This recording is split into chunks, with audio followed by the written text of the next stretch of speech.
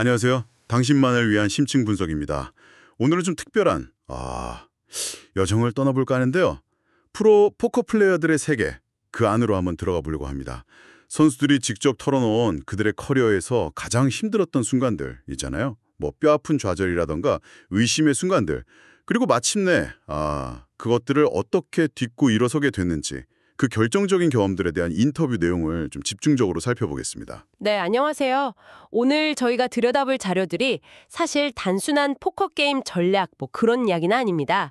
그보다는 정말 극한의 압박감 속에서 인간이 어떻게 회복하는지 그 회복 탄력성에 대한 거고요.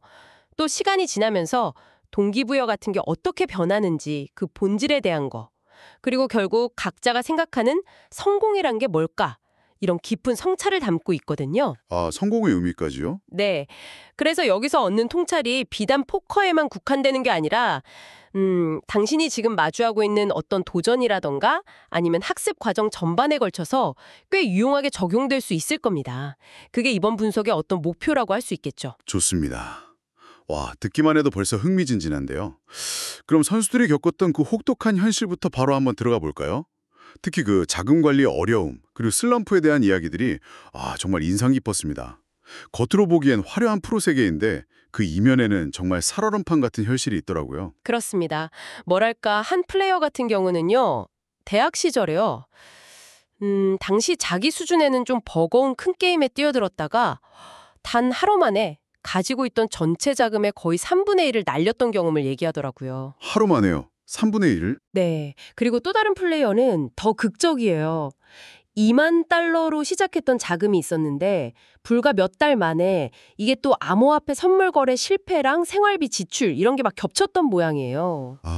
복합적으로. 네. 그래서 결국 120달러. 우리 돈으로 하면 한 15만 원 그 정도까지 줄어들었던 순간을 떠올리는데 와, 상상만 해도 진짜 아찔하죠. 와, 120달러라니. 진짜 듣기만 해도 숨이 턱 막히네요. 그렇게 갑작스럽게 재정적인 기반 자체가 흔들리면 심리적으로는 도대체 어떤 파도가 밀려올까요? 이게 그냥 돈을 잃었다. 이 사실 이상의 충격일 것 같은데요. 그게 핵심적인 통찰인데요. 바로 그 지점입니다. 이런 극단적인 재정적 타격은 선수들한테 그냥 손실 이상의 의미인 거예요. 네. 선수들에게 이건 단순한 좌절이 아니라 뭐랄까 자신의 능력, 자신의 선택, 심지어는 프로로서의 정체성 자체에 대해서 아주 근본적인 질문을 던지게 만드는 실존적인 위협 같은 거죠.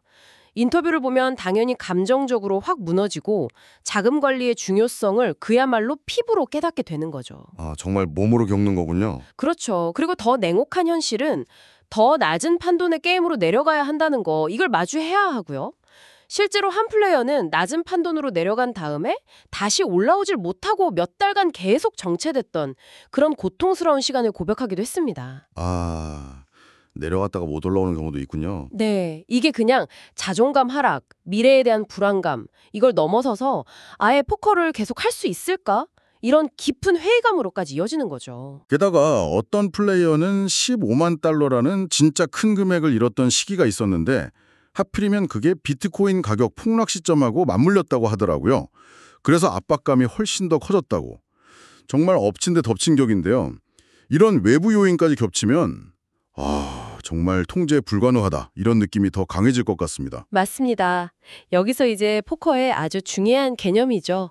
변동성, 영어로는 variance라고 하는 게 등장합니다. 이 변동성이란 게 실력과는 관계없이 그냥 운에 의해서 단기적인 결과가 엄청 크게 출렁이는 현상을 말하는데요.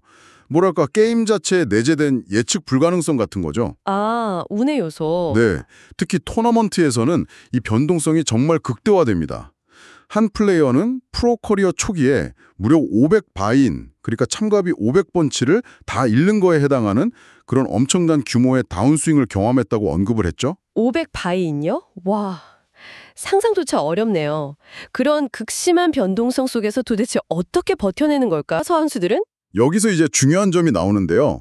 플레이어들이 이런 정말 혹독한 경험을 통해서 중요한 교훈을 얻는다는 겁니다.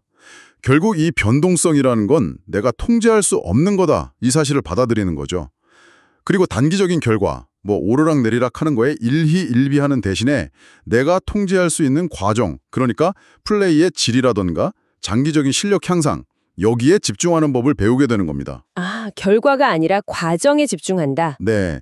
그래서 철저하게 자금 관리 원칙을 세우고 감정에 휘둘리지 않고 또 필요할 때는 자존심 딱 접고 더 낮은 단계로 내려가는 그런 냉정한 결단력. 이게 필수적인 생존 기술이자 또 성장의 동력이 되는 거죠. 이게 바로 회복 탄력성의 핵심이라고 할 수 있습니다. 그렇군요. 이런 재정적인 롤러코스터는 당연히 선수들의 정신적인 측면에도 엄청난 영향을 미쳤을 텐데요. 그들의 어떤 내면의 전쟁터는 또 어땠을지 궁금해집니다. 겉으로는 강해 보여도 속으로는 정말 많은 갈등이 있었겠죠? 물론입니다. 재정적인 어려움만큼이나 아니 어쩌면 그 이상으로 심리적인 갈등과 싸움이 아주 치열했습니다. 한 플레이어의 고백이 특히 좀 인상 깊었는데요. 그 선수는 자기가 최고 레벨 게임에서 이길 만큼 충분히 똑똑하진 않은 것 같다. 이런 깊은 자기의심을 느낀대요. 최고 레벨 선수인데도요. 네. 근데 동시에 게임 자체를 너무나 사랑하고 이걸 완벽하게 마스터하고 싶은 그런 강렬한 열망 사이에서 계속 갈등한다고 털어놓더라고요. 아, 최고 수준의 플레이어가 그런 생각을 한다니 좀 놀라운데요. 그러니까 성과를 내면서도 계속 스스로를 의심하는 건가요? 바로 그 점이 흥미로운 거죠. 이 플레라는 심지어 엄청 큰 대회에서 우승한 직후에도 만족감을 전혀 느끼지 못하고 오히려 막 자신을 비판하는 그런 모습을 보였다고 해요. 아내가 욕해서 아니 방금 우승했는데 왜 전혀 행복해 보이지 않아? 이렇게 물어볼 정도였다니까 외부적인 결과와는 별개로 얼마나 높은 내면의 기준과 싸우고 있는지 알 수 있는 대목이죠. 와. 이게 뭐랄까 성과지향적인 개인이 자기 가치를 외부 성취랑 너무 과도하게 동일시할 때 나타나는 좀 전형적인 패턴 같아요. 끊임없이 더 높은 목표를 추구하게 만들지만 동시에 진정한 만족감을 느끼기는 어렵게 만드는 거죠. 아마 그 선수의 정체성이 포커 플레이어라는 사실과 너무 강하게 결부되어 있기 때문일 겁니다. 그런 자기의심과 싸우는 모습과는 또 다르게 과거의 어떤 성공 경험에서 단단한 자신감을 얻는 플레이어도 있더군요. 학창 시절에 공부를 잘했던 경험이 포커에도 긍정적인 영향을 미친다고요? 네, 맞습니다. 그 플레이어 같은 경우는 학창 시절에 우등생이었던 경험을 바탕으로 내가 노력하면 결과가 따라온다는 아주 강한 믿음을 가지고 있었어요. 그런 이 믿음을 포커에도 그대로 적용해서 포커는 스포츠랑 똑같다. 더 많이 훈련하고 공부하면 당연히 더 잘하게 될 거다. 이런 확신을 가지고 꾸준히 노력하는 스타일인 거죠. 노력파군요. 네. 반면에 또 다른 플레이어는 처음에는 자신에 대한 큰 믿음 같은 건 없었는데 타고난 긍정적인 성격, 그 낙관주의 덕분에 힘든 시기를 헤쳐나올 수 있었다. 이렇게 말하기도 했어요. 마인드셋을 형성하고 활용하는 방식이 정말 저마다 다른 거죠. 실수를 하거나, 아, 또는 나보다 잘하는 상대를 만났을 때 자존심이 상처받는 경험에 대한 이야기도 나왔습니다. 경쟁이 정말 치열한 환경에서는 이런 감정을 다스리는 게 진짜 중요할 것 같아요. 정말 중요한 지점입니다. 한 플레이어는 상대방이 자기를 약간 하수처럼 대하는 듯한 그런 플레이를 했을 때 자존심에 큰 상처를 입고 감정적으로 되게 힘들었다고 솔직하게 이야기하더라고요. 네네. 경쟁적인 환경에서는 누구나 겪을 수 있는 일이겠죠. 또 다른 플레이어는 자기가 실수를 했을 때 스스로를 너무 심하게 몰아붙이는 경향이 있다고도 고백했고요. 그런 상황에서 어떻게 마음을 다스릴 수 있을까요? 자존심 때문에 막 무리한 플레이를 하게 될 수도 있을 텐데요. 여기서 이제 핵심적인 전략은 결과와 자신의 본질적인 가치를 분리하는 법을 배우는 것이라고 할 수 있습니다. 한 플레이어의 코치가 해준 조언이 되게 인상적인데요. 당장의 한두 판 결과나 하루의 성과 이런 거에 연연하지 말고 훨씬 더 긴 호흡으로 예를 들면 내가 100만 핸드를 플레이했을 때의 나의 진짜 실력 같은 장기적인 관점에서 자신을 평가하라는 거예요. 100만 핸드요? 와, 스케일이 다르네요. 그렇죠.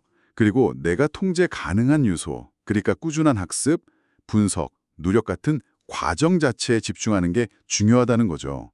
실수는 성장을 위한 그냥 필수적인 연료일 뿐이고 세상의 어떤 최고수라도 다 실수를 한다는 사실을 온전히 받아들여야 합니다.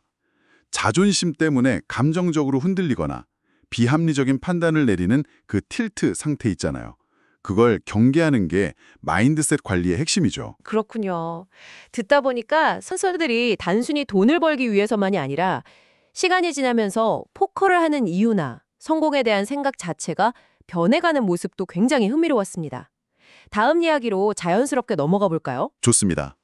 선수들의 변화하는 동기부여와 성공의 재정의에 대한 이야기인데요. 처음 포커 세계에 발을 들인 계기는 정말 각양색색이었어요. 어떤 이는 가장 빨리 돈을 벌 수 있는 방법을 찾아서 왔고, 다른 이는 누구의 통제도 받지 않는 그 자유로운 생활 방식, 거기에 매력을 느껴서 시작했고요. 또 누군가는 경쟁에서 이기는 그 짜릿함, 아니면 게임 자체의 지적인 매력 때문에 시작했죠. 게임 자체의 매력. 네. 심지어 한 플레이어는 나에게 플랜 B는 없다는 어떤 절박함과 함께 남들이 잘 가지 않는 특별한 길을 가고 싶다는 열망으로 포커를 시작했다고 합니다. 정말 다양한 출발점이네요. 그런데 이런 초기 동기가 계속 유지되지는 않았다는 거죠. 초기 동기는 뭐랄까 진화하거나 아니면 완전히 다른 것으로 대치되기도 한다는 거예요. 예를 들어서 처음에는 암호화폐 같은 다른 수단으로 좀 쉽게 돈 버는 길을 찾으려고 했던 플레이어가 있었어요. 근데 결국에는 포커가 나에게 가장 잘 맞고 내가 진짜 몰입할 수 있는 길이구나. 이걸 깨닫고 다시 진지하게 포커에 집중하게 된 경우가 있죠. 아, 결국 돌아왔군요. 네. 또 다른 플레이어는 처음에는 포커를 그저 돈벌이 수단, 그러니까 생계 유지 방법으로만 여겼는데 어느 순간 게임 속에 숨겨진 어떤 깊이와 아름다움을 발견하게 된 거예요. 그러면서 실존적인 고민 같은 걸 해결하고 포커에서 돈 이상의 가치와 의미를 찾게 되었다고 고백합니다. 아, 성공의 의미도 단순히 돈을 많이 버는 것, 그 이상으로 확장되는군요. 그렇습니다. 인터뷰에서 선수들이 정의하는 성공은 굉장히 다층적이었습니다. 물질적인 풍요를 넘어서 그냥 행복하게 사는 것 그 자체를 성공으로 보기도 하고요.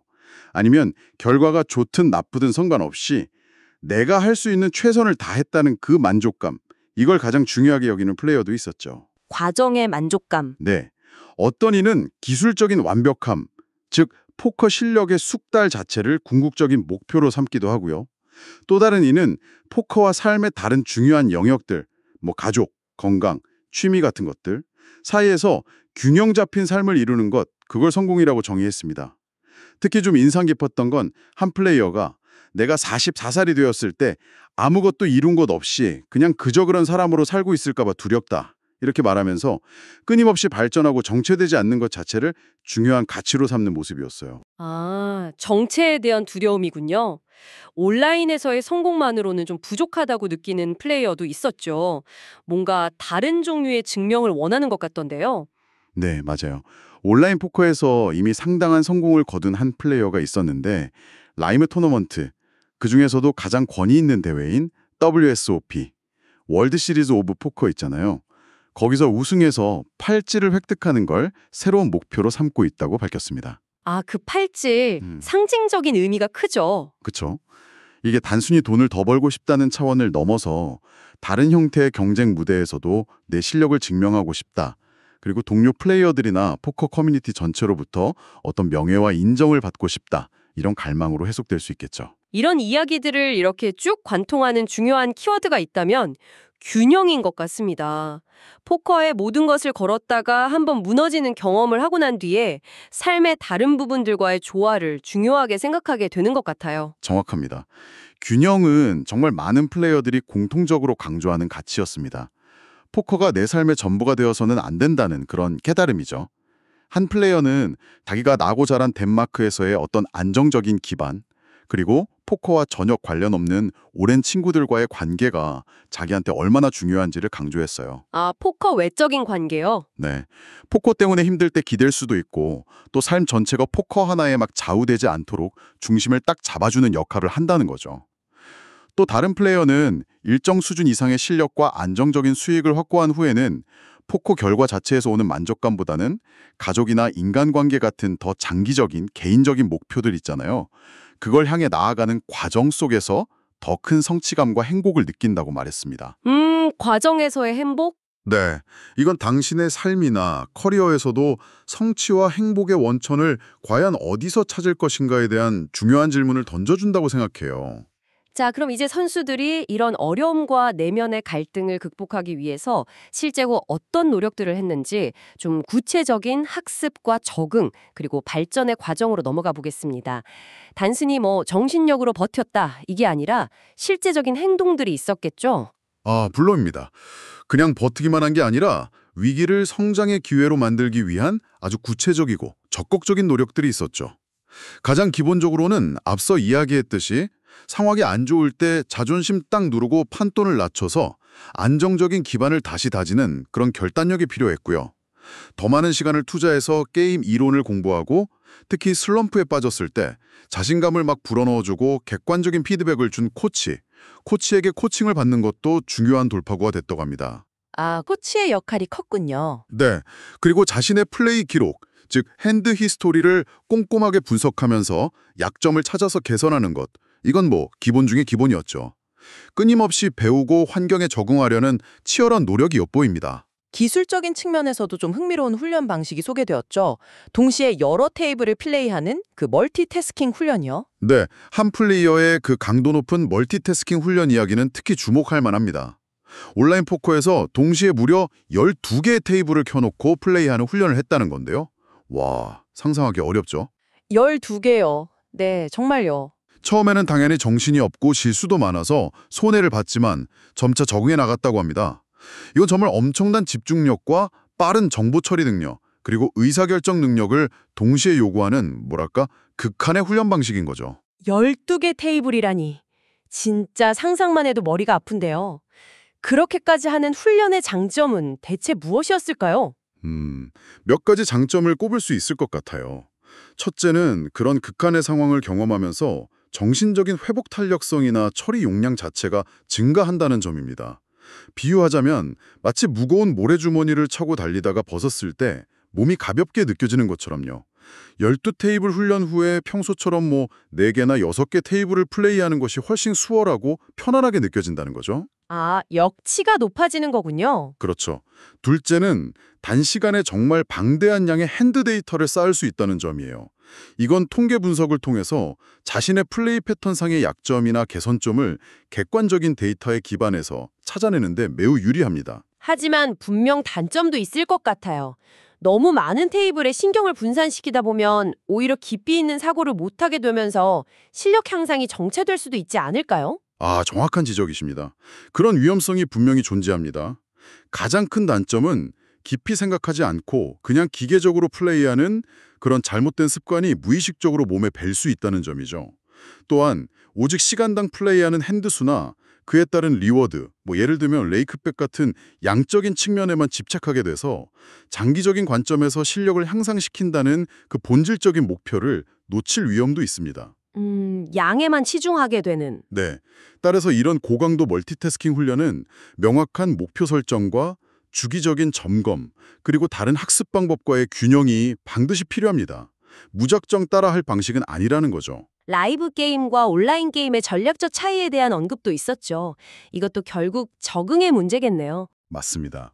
라이브 게임, 특히 경험이 좀 적은 아마추어 플레이어들이 많은 테이블에서는 상대의 약점을 딱 파악하고 이를 집요하게 공략해서 최대한의 이익을 뽑아내는 소위 익스플로이트 전략이 매우 중요하다고 해요. 반면에 실력 있는 프로들이 질비한 온라인 고액 게임에서는 특정 상대의 약점을 찾기가 어렵기 때문에 이론적으로 가장 완벽하고 빈틈없는 플레이, 즉 GTO, 게임 이론 최적화에 기반한 견고한 플레이가 더 중요해진다고 하죠. GTO 기반 플레이요?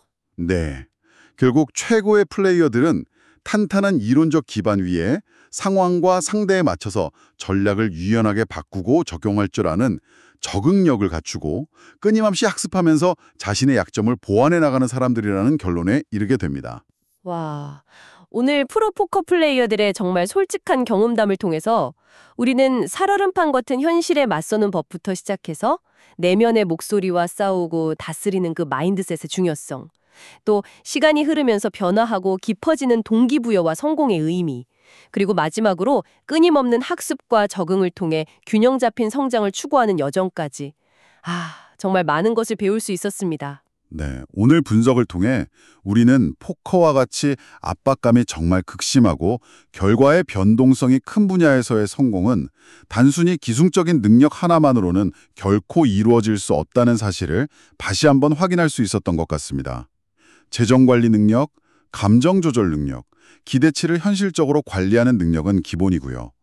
더 나아가서 포커라는 핵심 활동 외의 영역에서 삶의 의미와 만족감을 찾고 유지하는 그 균형 감각이 장기적인 성공과 행복에 결정적인 영향을 미친다는 것을 알 수 있었죠.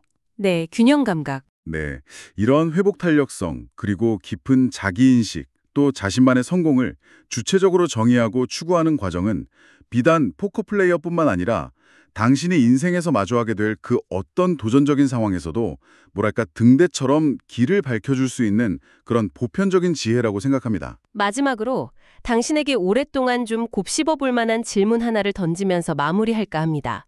오늘 저희가 이야기 나눈 플레이어들 중 일부는 이미 상당한 수준의 성공과 실력을 성취했음에도 불구하고 여전히 내면의 완전한 만족감을 찾지 못하거나 아니면 그 WSOP 팔찌와 같은 특정한 외부적 인정의 상징을 간절히 갈망하는 모습을 보였습니다. 이 점을 한번 생각해보면 당신이 지금 몸담고 있는 분야나 현재 열정을 쏟고 있는 학습 여정에서 당신에게 숙달 혹은 최고 수준이란 진정 어떤 의미를 가지나요? 그리고 그것을 외부적인 결과물이나 타인으로부터의 인정과 어떻게 구분하고 또 어떻게 연결짓고 계신가요? 이 질문에 대해서 잠시 깊이 생각해보는 시간을 가져보시는 것도 의미 있을 것 같습니다. 다음 분석에서 다시 뵙겠습니다.